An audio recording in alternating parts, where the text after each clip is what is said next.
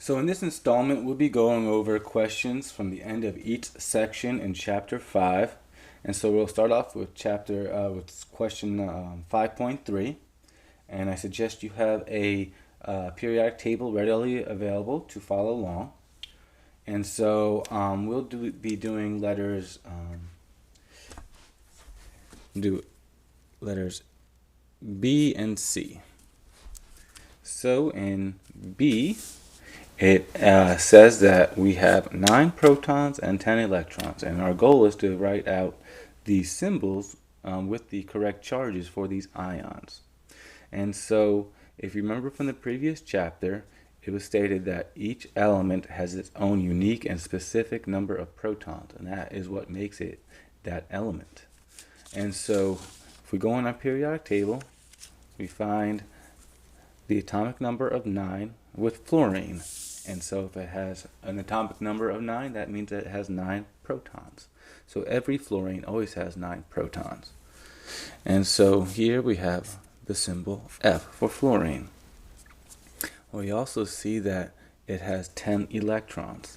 Electrons are negatively charged. And so it has one more electron than protons. So that means it's going to have one more negative charge than positive charges. In C, it says that we have 12 protons. So 12 protons, we find on a periodic table, the atomic number of 12 with magnesium.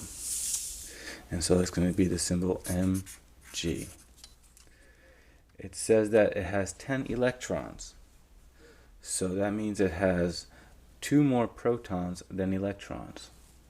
And so it has 2 extra positives over negatives. And so it's going to have a positive 2 charge. So we write it Mg2+. Alright, the next question we'll do together is question 5.5. And so in 5.5, it's asking us to identify how many protons and electrons are in each of the following symbols. And so we'll just do A and B together. And so here we find oxygen in A. And so remember that the number of protons is specific for that element. So we use the periodic table. And we find that oxygen has 8 protons. So we write number of protons for oxygen is equal to 8. Then it has a negative 2 charge. So that means it has 2 more electrons than protons, all right, because electrons are negatively charged. So number of electrons equals 8 plus 2, which equals 10 electrons. All right, now we'll do B. So B, we have K for potassium. So we find potassium on a periodic table, and we find it with the atomic number of 19. So that means it has 19 protons. Oh, I spelled it wrong. 19 protons. And then it has a positive 2 charge. And so it has a positive 1 charge. So because it has a positive 1 charge, that means it has 1 more proton than electron. Or it has 1 less electron than protons. So number of electrons is equal to our number of protons minus the 1, because we have 1 less electron than protons, and so we get 18 electrons. And that's how we complete 5.5.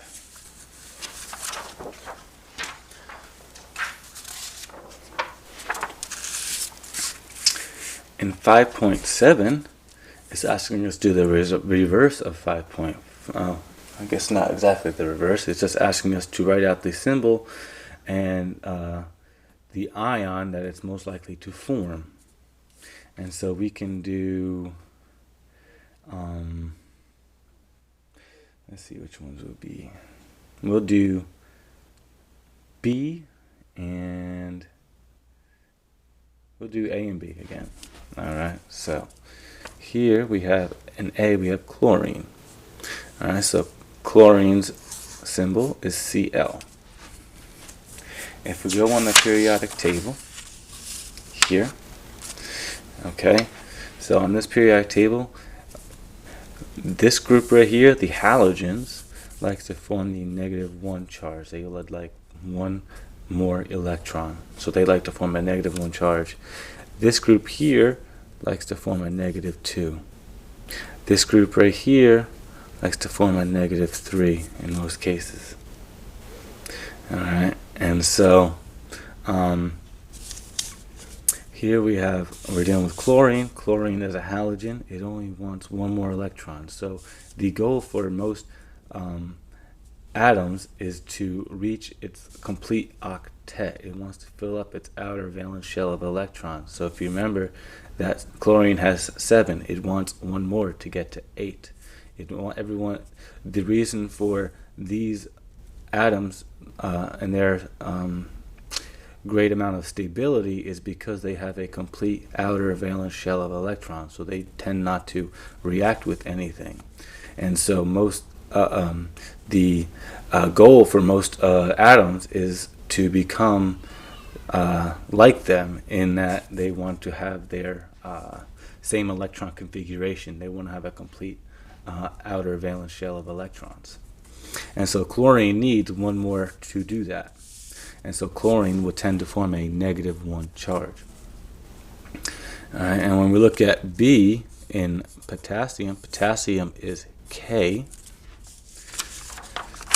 Okay, and we look at our periodic table, it's all the way on the left-hand side. And so in order to get to its nearest noble gas, which is argon, okay, it's going to have to you just got to reverse and go in this direction. And when it goes in that direction, it kind of goes back onto this side. It's kind of like a loop in that respect. So it's going to go back to argon. So in order to do that, it needs to move over one box to the left. One box to the left. So in doing that, it's going to have to lose one proton. All right. So metals will tend to lose electrons. Non-metals will tend to gain, and that's why we have a -1, -2, -3 trend here. And over here, the group 1 tends to lose one electron, so have one extra proton, an electron, and then this one in group 2, they tend to lose 2 electrons, so they have 2 more protons than electrons. In 5.9, it's asking us which of the following pairs of elements are likely to form ionic compounds. And so if it's an ionic compound, it's going to be a metal with a non-metal. And so if we look on our periodic table, all right, our metals are right here, our non-metals are in this little corner over here. All right, and lithium is a metal for A, and chlorine is a non-metal. So yes, they would like to form an ionic compound. All right. B is oxygen and bromine. Oxygen, bromine.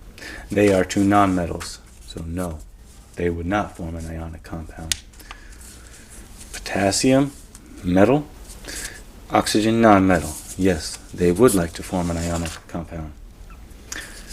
Then the next one is sodium and neon. Sodium, metal.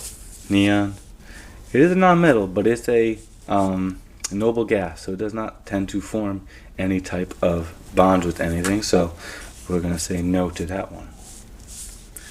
Then we have cesium and magnesium in E.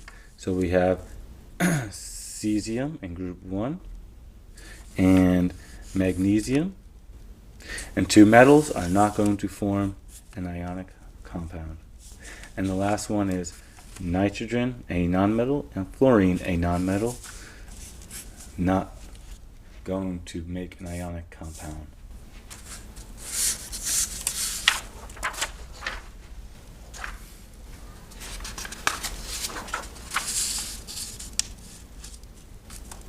Alright, so now we'll look at question 5.11. And it's asking us to write the correct ionic formula for these compounds, for these ionic compounds. And so we have Na plus 1 and O2 minus. And so I'm just going to go over the crisscross method because I find that to be easiest for many people to use. And so sodium is a plus 1 charge. Oxygen is a 2 minus charge. And so what's going to happen is that sodium only has one positive.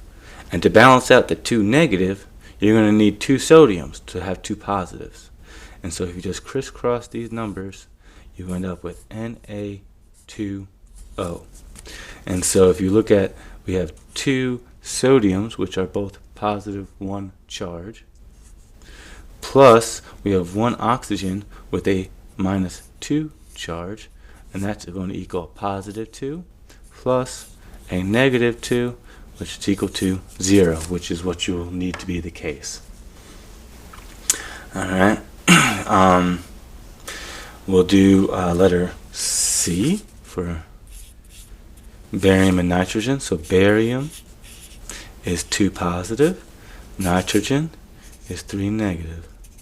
So if you just do 2 and you do 3, crisscross, and so you end up with barium 3, nitrogen 2. Alright, so barium nitride, Ba3 and 2.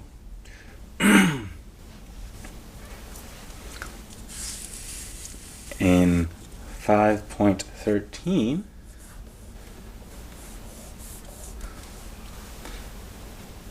it is asking us to write the symbols for the ions and correct formula for the ionic compounds formed by each of the following. And so we'll need to basically figure out just from the names and their likely charges what compound will form when these 2 ions come together. And so in A, we have potassium and sulfur. So you're looking at your periodic table, we find that potassium is in group 1. Potassium wants to be a positive 1 charge. So it'd be K positive 1.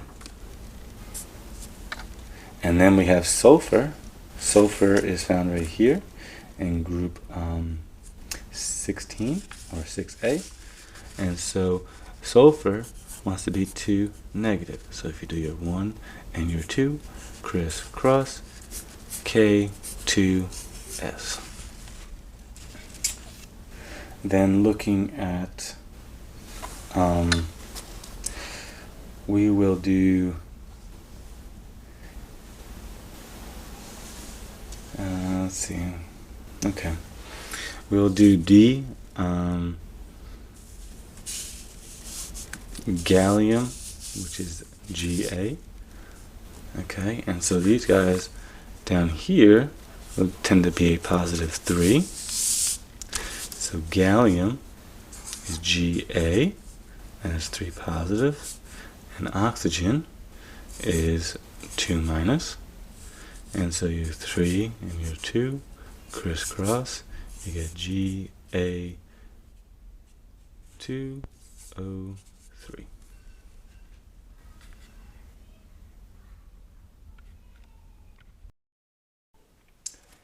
So our next question is 5.15, and it's asking us to name these following compounds. And so we are still dealing with ionic compounds, and so we will do letters A and B will be fine. And so in A we have Al2O3, so we have 2 aluminums and 3 oxygens. So our metal is written first, and that is aluminum. And our second element is our nonmetal, which is oxygen. And so with the nonmetals, remember that we write the ox, the first syllable, and we get rid of the remaining suffix, and replace it with IDE. So aluminum oxide. And then in B, we have calcium is our metal. So in B, we write calcium first. And then our nonmetal is our chlorine. And so we have to keep our first syllable, the chlor. And then we get rid of the rest. And then we use IDE. So calcium chloride.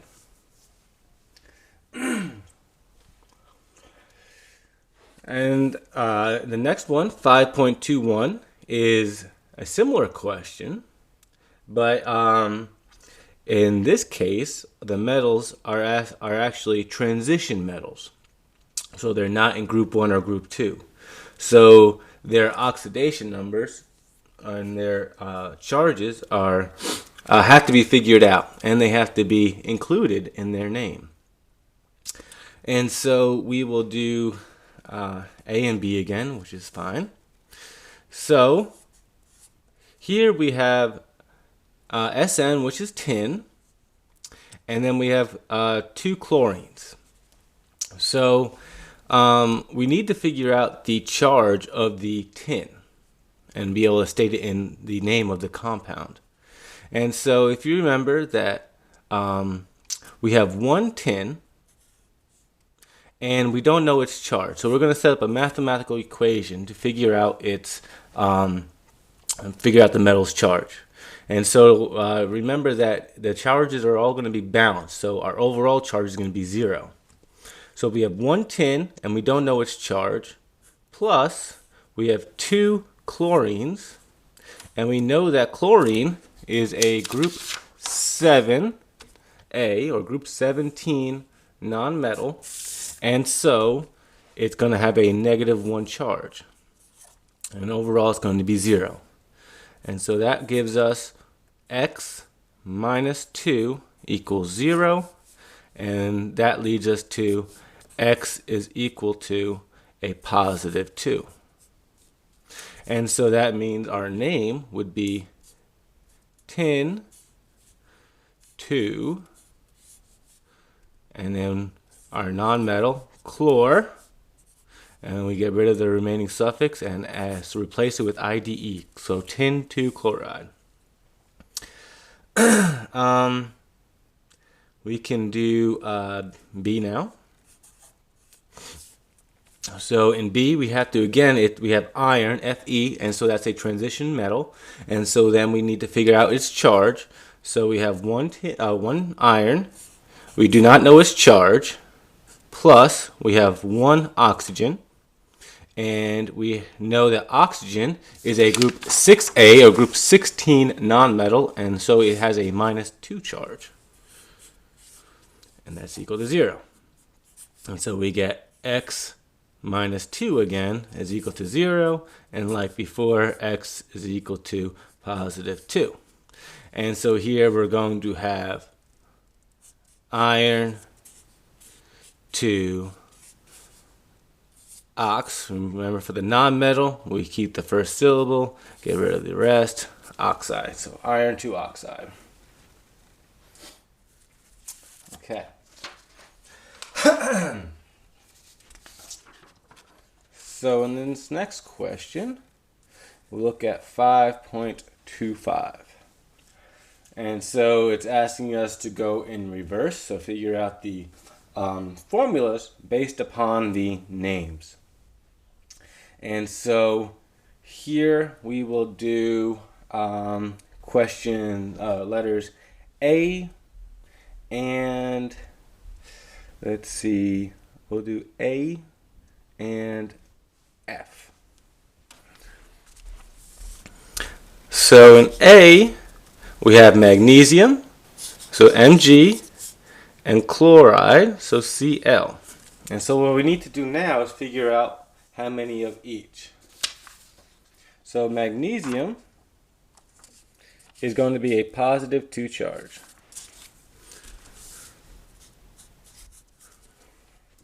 Our chloride is chlorine. It's a group 7A or 17. That's going to have a -1 charge. And so we just need to do a crisscross. And so we'll get magnesium and chloride, so 2 chlorines. So magnesium, if you remember, is a +2 charge. We have 1 of them. We have 2 chlorines. They are -1 charge. And so we'll have a +2 -2. We get 0. So the charges are balanced out. So it works out. The next one in F is a little bit easier because we had the advantage of the chromium already being given to us. We know it's going to be +2, so we don't need to use the periodic table for chromium. And then we have chlorine, or chloride. So chromium is going to be +2 because of the Roman numeral 2. It's a transition metal, so it must be given to us. And then chlorine is a group, again, group 7A or 17. It's going to have a -1. So we can do our crisscross, and we'll end up with chromium chloride, CrCl2. And just to double check again, 1 times a +2 plus 2 chlorines, -1 charge, so we get +2 -2, 0. So it works out well. Okay, now we're looking at 5.37. And this one we need to look at, it's asking us which of the following pairs of elements are most likely to form covalent compounds. And so covalent compounds are going to be formed when we have bonds between 2 nonmetals. And so all we need to do is go through A through F and see if they are 2 nonmetals or not. And if they are 2 nonmetals, they are going to be covalently bonded. If they are not 2 nonmetals, then they will not be covalently bonded. And so remember that our nonmetals are in this part of our chart, okay, our periodic table. Okay. And so oxygen is a nonmetal, chlorine is a nonmetal. So yes, they are 2 nonmetals, covalent bonds. Calcium is a metal. You can even stop right there. Calcium is a metal. We're not going to have metals in covalent bonds, but we also see bromine is a nonmetal, so no. Nitrogen and oxygen. Nitrogen is a nonmetal. Oxygen is a nonmetal. Covalent bonds between the two. Iodine and iodine. Iodine is a nonmetal, so yes, it will have a covalent. It can form a covalent compound. Sodium, you can stop right there. Sodium is a metal, so it's not going to be involved in a covalent compound. Carbon is a nonmetal. Sulfur, nonmetal. So we are good there. They can form a covalent compound. So it's easy as that. All right. So now we have 5.41, in which we are asked to draw the electron-dot formulas for these following compounds. And so we'll look at, we'll do A, B, and C. So in A, we have a hydrogen, and hydrogen has 1 electron in its covalent, in its valence shell. And so remember, hydrogen is over here. So group 1 elements have 1 electron in its valence shell, and it wants to fill up its valence shell. And its valence shell is the 1s orbital, in which we can only have 2 electrons. So it just wants 1 more electron. Fluorine, for ease of use, I'm just going to use X's to make it different. Fluorine has 7 electrons in its valence shell, and that is because we have fluorine in the group 7A or group 17, and so that right there suggests that we have 7 electrons in its valence shell. So now if they're going to form covalent bonds, it'll look something like this. Fluorine wants 1 more electron in its valence shell, and as does hydrogen. And so it will form a covalent bond, and it will look something like this. And so this bond holds 2 electrons, 1 from the hydrogen, 1 from the fluorine, and they are shared. And so you can think of, okay, hydrogen has its filled valence shell, and then as does fluorine. Fluorine has filled up its octet, so 2, 4, 6, 8. All right, and so it's without those circles, that would be the electron dot formula. Okay, next we can look at is B, in which we have nitrogen. Nitrogen is in group 5A or 15, and that suggests that we have 5 electrons in its valence shell. And then we have 3 bromines. And so each bromine is going to have 7 electrons, because like fluorine, it is in group 7A or 17.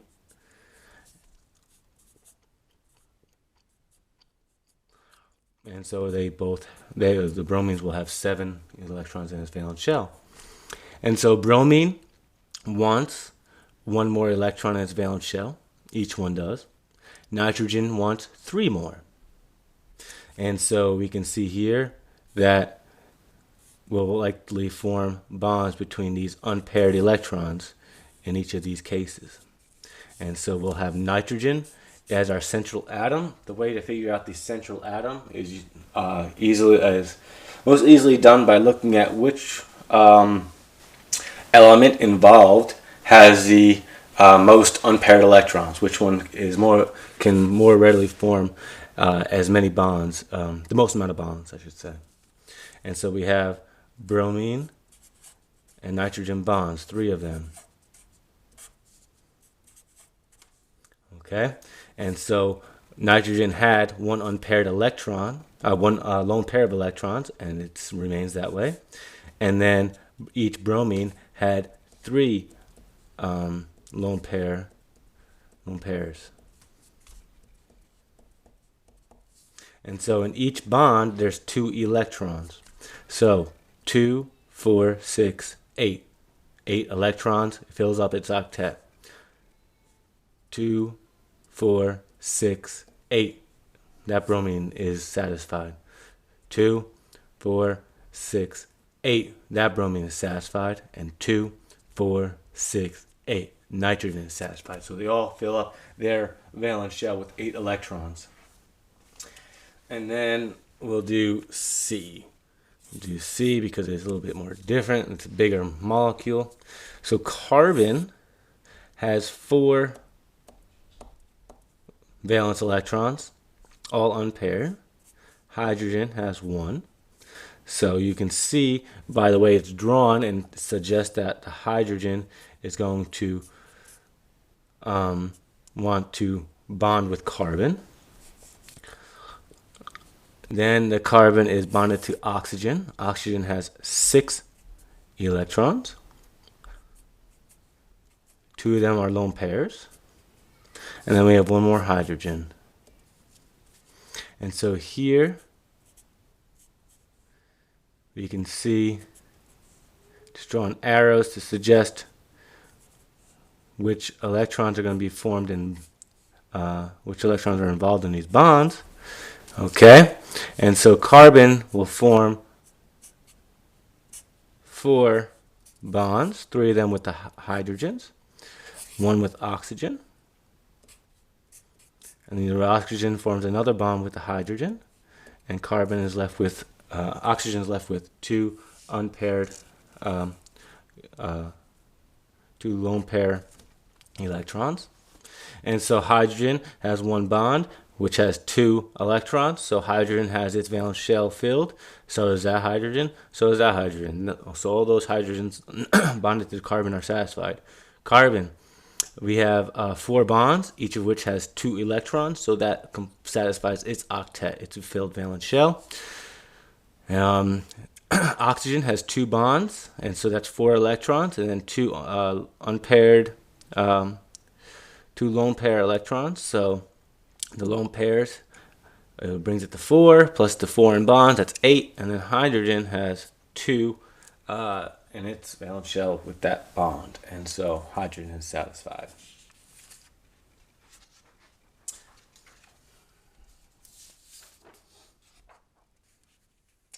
Okay, so now we are at 5.47, which is asking us to come up with the names of these covalent compounds. And so these compounds all have two nonmetals, and that's how we can figure out that it's going to be covalent or not. And so the main difference with the covalent compounds is that we have to use prefixes to indicate when we have more than one of a particular element. And so in A, we have phosphorus. So phosphorus is the first one. Again, the one that usually has the most unpaired electrons, or electrons that will be willing to form bonds, is usually the one that's going to be written first.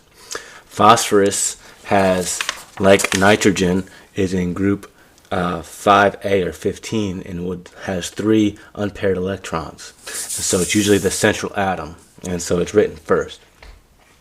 So phosphorus, you can just easily just follow how the chemical formula is written. So phosphorus is P, and we have one of those, and then we have 3 bromines. So the prefix for 3 is tri. Then we have to use the first syllable, the brom. We leave off the rest and add IDE. So phosphorus suggests we just have one phosphorus, central atom. Tri, meaning 3 bromide, so 3 bromines. The next one we can do is we'll do D. So the N is first, and we have 2 of them. So it's dinitrogen. Okay, so the first element is always, you don't have to change its suffix, you don't have to change its ending, it stays the same, so dinitrogen. And we have 3 oxygens, so it's going to be tri-ox, get rid of the rest, ide.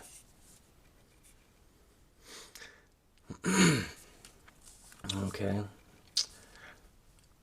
And so just one more for good measure, we can do E. So we have P for phosphorus again.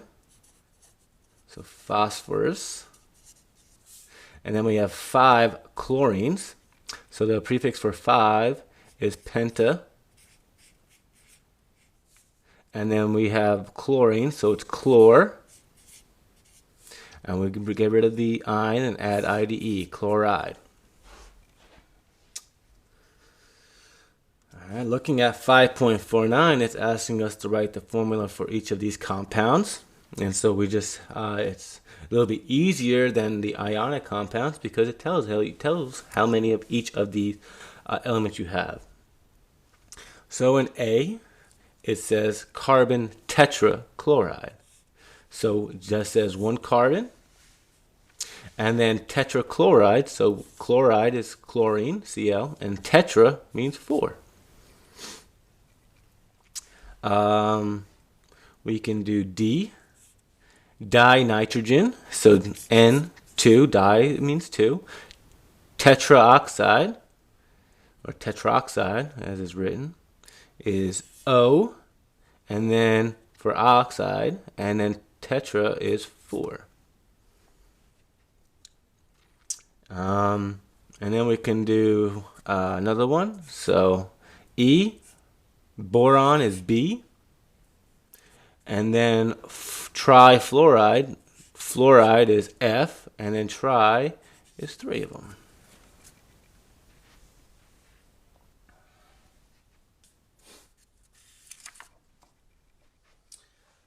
All right, now it brings us to 5.53.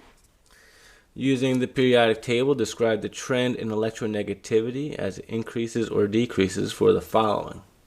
And so what you can remember, all right, fluorine is the most electronegative element. So electronegativity is going to increase as you go from bottom to top. So as you go up the periodic table, it increases. As you go from left to right on the periodic table, it increases. And this top corner has the most electronegativity. This bottom left-hand corner has the least. All right. And so, so from boron to fluorine. So fluorine is the most electronegative element. So it's going from left to right on the periodic table. Left to right. And so that means it's increasing. The next one, magnesium to barium. So from magnesium is up on top, barium's on the bottom. So magnesium has more electronegativity, right? Electronegativity increases as you go from bottom to top. So here we're going from magnesium to barium, so we're going from top to bottom. And so that's the opposite trend, so it's decreasing as you go down the group. And the next one, C, from F to I, so from fluorine to iodine. And so in this case, again, we are going from fluorine to iodine. Fluorine is the most electronegative. Iodine is below it. From top to bottom, we are decreasing.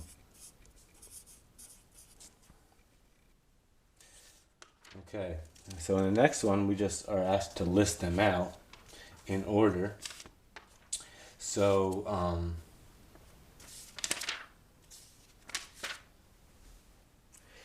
here we just have to go with our periodic table. So in A, lithium, sodium, potassium. So lithium, sodium, potassium. So it's asking us to increasing. So increasing, you start from the least. So the one that's in the most bottom is potassium, then sodium, then lithium. So potassium is the smallest. Then sodium, then lithium. All right. In the next one, we'll look at, we'll do B. So sodium, chlorine, and phosphorus. So sodium, phosphorus, chlorine. So from left to right, it increases. So sodium is the least.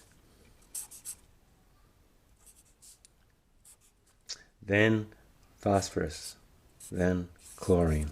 So sodium, phosphorus, chlorine.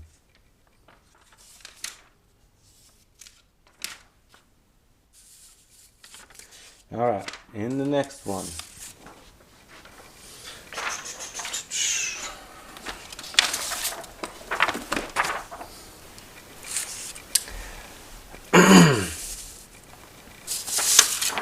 Next one is asking us, predict whether each of the following bonds is polar, nonpolar covalent, polar covalent, or ionic. And so in A, we have silicon and bromine. And so what you need to do is just look at in your book and look up the electronegativity values. And so bromine is 2.8 for bromine.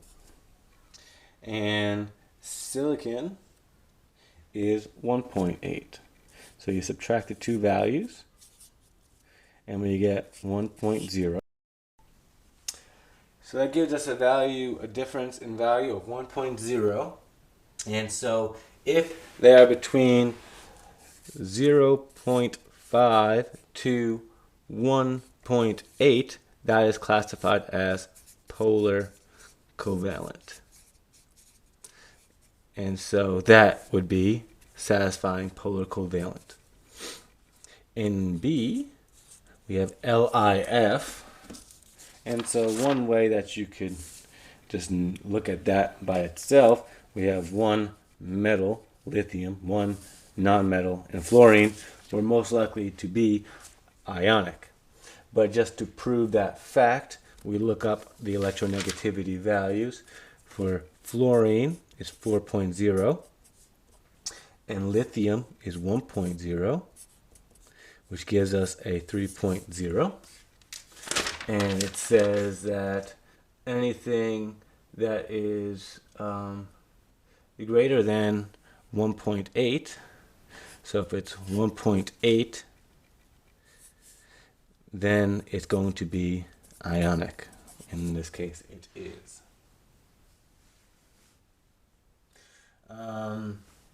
Okay. And then the next one, and the last example we'll go through, identify the major type of interactive force between these molecules and each of the following. And so bromine and fluorine, we are have two nonmetals involved here. And if you look at their electronegativity values, they are not very different. And so bromine is an electronegativity of 2.8, and fluorine is 4. So it's got a little bit of so it's going to be polar covalent bonds, and so for this we would most likely have dipole-dipole attractions.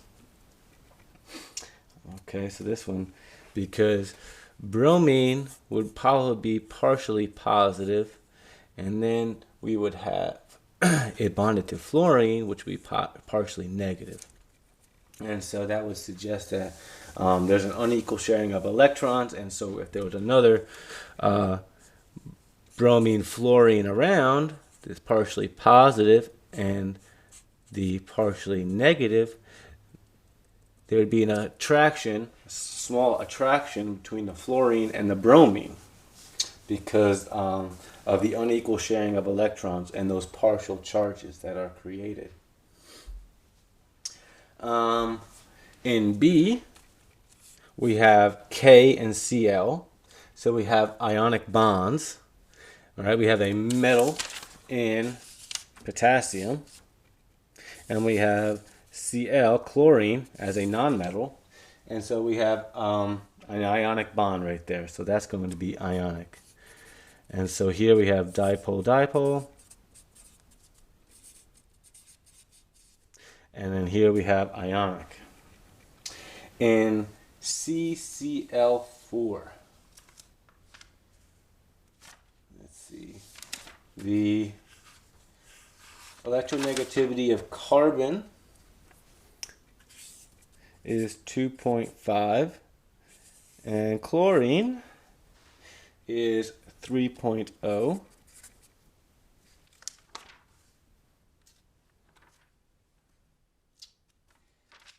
And so here, if you were to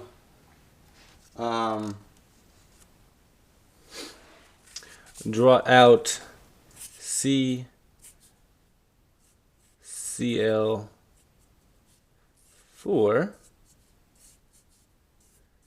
it would be nonpolar because all of the chlorines would be slightly pulling on the electrons in the bonds toward the chlorines, so it's a little bit more electronegative.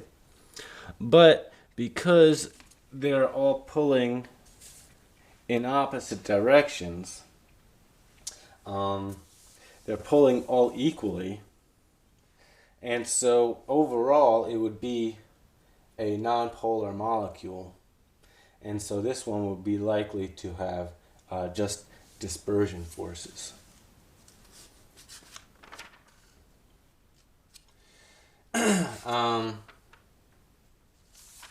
And then we have Cl2. Cl2 is very easily recognized as just dispersion forces. If we have two of the same molecules, then they're likely to be just dispersion forces. There won't be any real strong forces between other molecules. And that concludes chapter 5, and